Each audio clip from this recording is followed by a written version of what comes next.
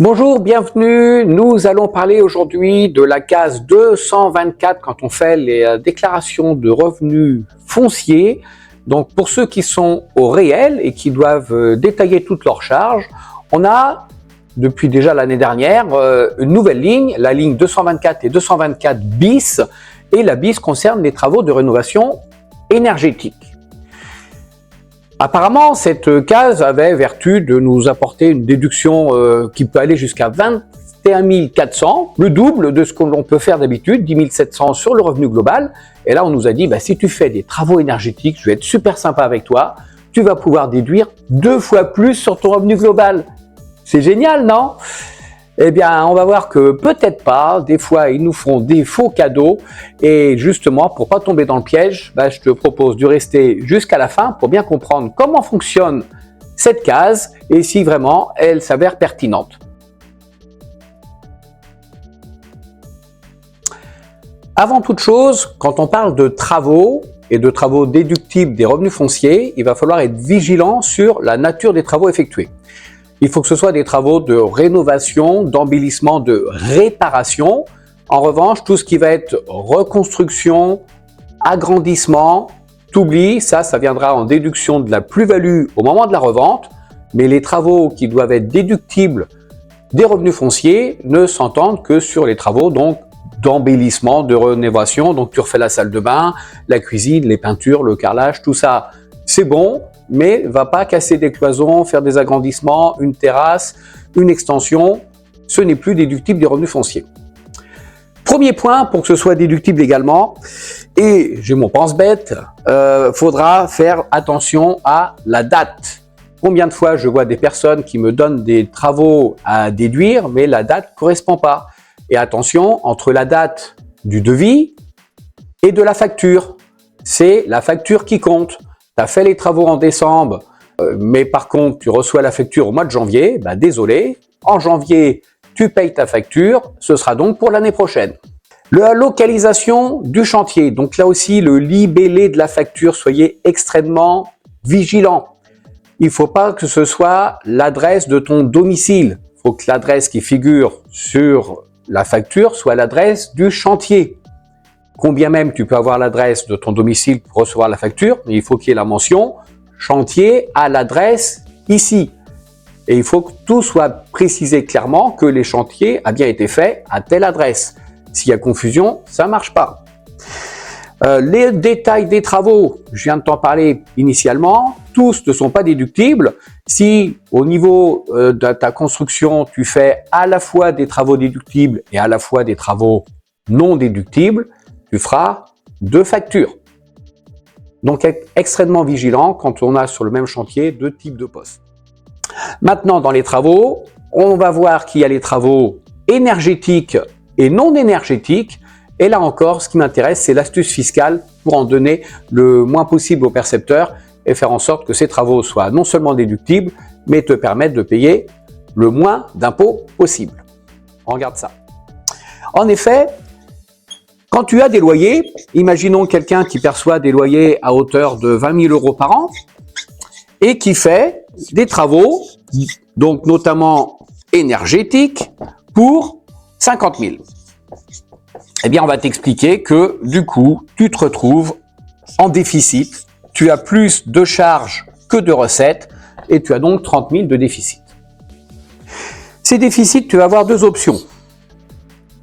La première option, on va te dire, bonne nouvelle, tu vas pouvoir imputer 21 400 sur ton revenu global, c'est-à-dire que si tu gagnes 50 000 €, eh bien au lieu de payer des impôts sur 50 000, tu vas te payer des impôts sur 50 000 moins 21.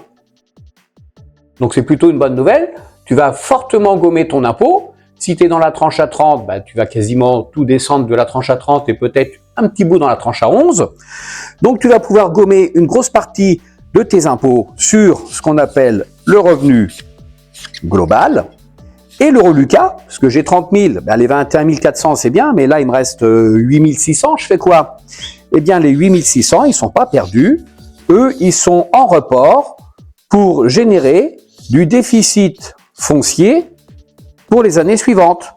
C'est-à-dire que la prochaine année, l'année prochaine, quand tu vas déclarer tes 20 000, tu vas dire oui, mais j'ai aussi en stock 8 600 de travaux non déduits.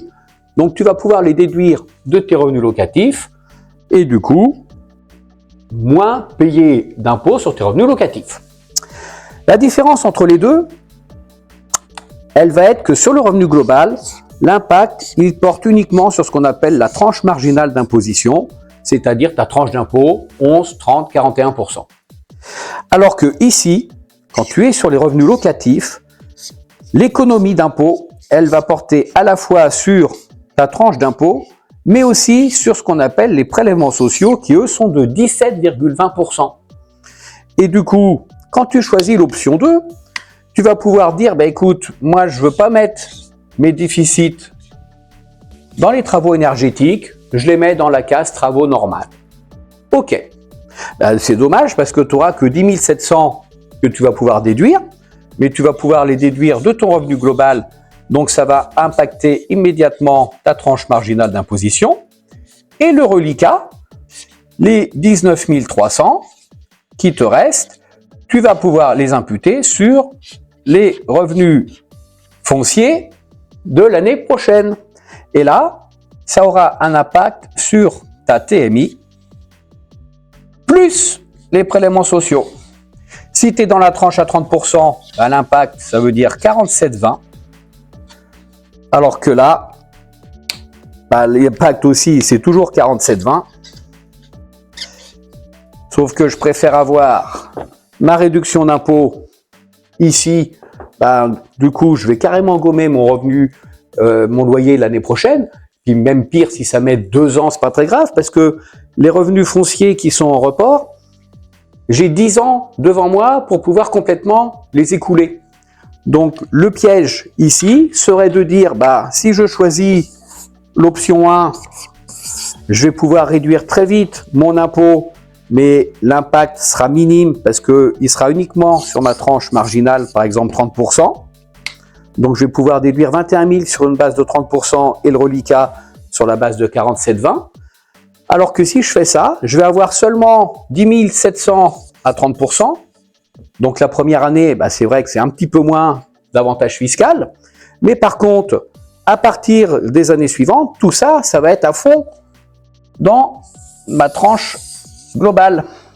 Surtout que quand je déduis ici 21 400, des fois, je peux même me retrouver dans la tranche à 11. Selon ma situation, il se peut que je vais absorber mes impôts qui se situent dans la tranche à 30, et puis ben, manque de peau, j'ai tellement de déductions que finalement je vais entamer la tranche à 11 et l'économie générée est finalement un soufflet complètement inutile pour être gagnant dans l'opération. Sauf cas vraiment particulier, il faudra oublier d'aller chercher la case 10 qu'ils nous ont rajouté pour les travaux énergétiques. C'est une perte d'argent. Voilà, je te souhaite de ne pas te tromper sur ta déclaration d'impôt. Bon courage et à très vite pour de nouvelles astuces. Au revoir.